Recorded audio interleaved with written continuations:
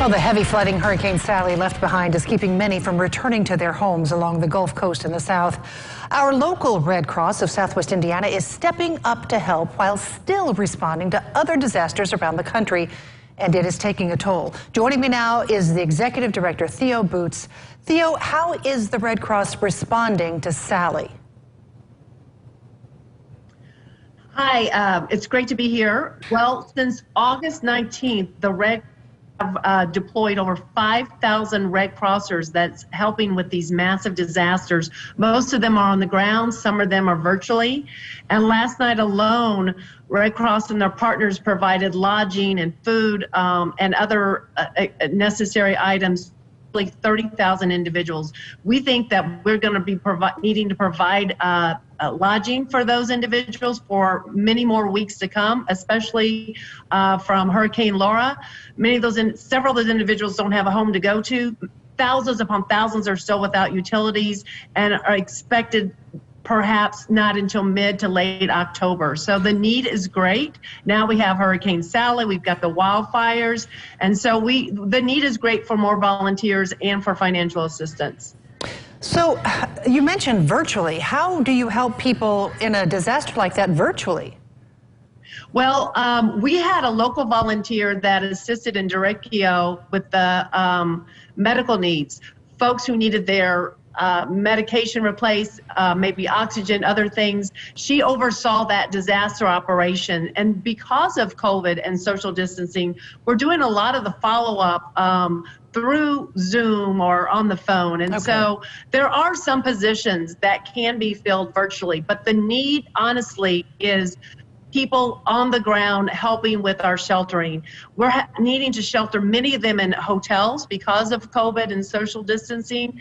But there aren't enough hotels in some areas to accommodate the need, so we're setting up smaller shelters, and so volunteers are needed for that. So I'm sure COVID creates kind of an issue with that as well, because you can't really pack people into a shelter to provide shelter for them.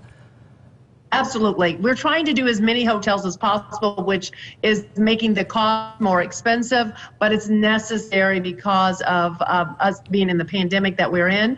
But in some areas, that so many people are needing to evacuate, forced evacuations, especially in the wildfires, that there just aren't enough hotels. So we are setting up smaller shelters, having social distancing. So we're just needing more volunteers to assist with that, and our costs are more expensive for that as well. Well, what does it take to be a volunteer and get sent to one of these disaster areas going on right now? Well, we already, we do not have enough existing volunteers for this disaster, and for the ones who have left, we still have the everyday disasters, the home fires, and the needs that occur every day. So you just sign up at we can get a site. It's redcross.org. Go to redcross.org/volunteer today, or call 888-684-1441. We will train you. We will fast track you, because we do not have enough volunteers to help us with these current disasters and what we think is still going to occur. You have to realize we're going to need to replace these volunteers that are out there now. And so, because this is going to go on, we expect, like I said, Hurricane Laura to last at least until mid to late October. We don't know what the effects of Hurricane Sally or how long the wildfires will last. Right, there's so much going on right now. But there's another way people can help. We're running out of time, but Theo, please let people know how they can donate, because you're paying for these hotel rooms, you're paying for these shelters, you're paying for people to go there. How can people donate to the Red Cross to help folks that are dealing with this disaster? Sure. Very easy. 1-800-RED-CROSS, or go to redcross.org. So you can call 1-800-RED-CROSS or go to redcross.org, or you can text the word Red Cross to 90999 for a $10 donation. All right. Theo Boots, the Executive Director of the American Red Cross of Southwest Indiana, thank you so much for talking with us today, and thank you for what you're doing to help folks in that disaster area and disaster areas around the country right now. Thanks so much. Thank you for your support.